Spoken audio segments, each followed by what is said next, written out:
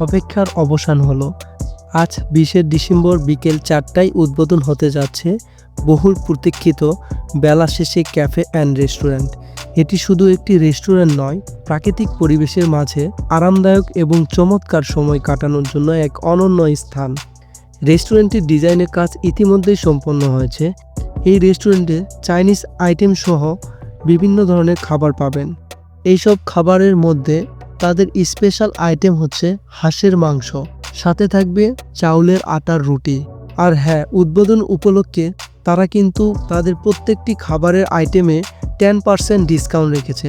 বেলা শেষে cafe and রেস্টুরেন্টে আপনারা সহজে যেভাবে আসতে পারেন, প্রথমে আপনারা কলোনিতে বগুড়া পলিটেকনিকের সামনে আসবেন।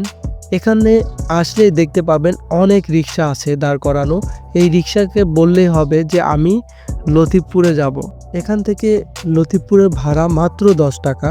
সোজা রাস্তা দিয়ে চলে আসলে সামনে একটা মোড় পাবেন। এই মোড়ের নাম হচ্ছে মিন্টুর মোড়। মিন্টুর মোড় থেকে হাতের বাম পাশে সামনে 2 মিনিট আসলেই দেখবেন হাতের ডান পাশে এই বেলা শেষে ক্যাফে অ্যান্ড রেস্টুরেন্ট। বেলা শেষে ক্যাফে অ্যান্ড রেস্টুরেন্টের উদ্বোধনে আপনাদের উপস্থিতি কাম্য।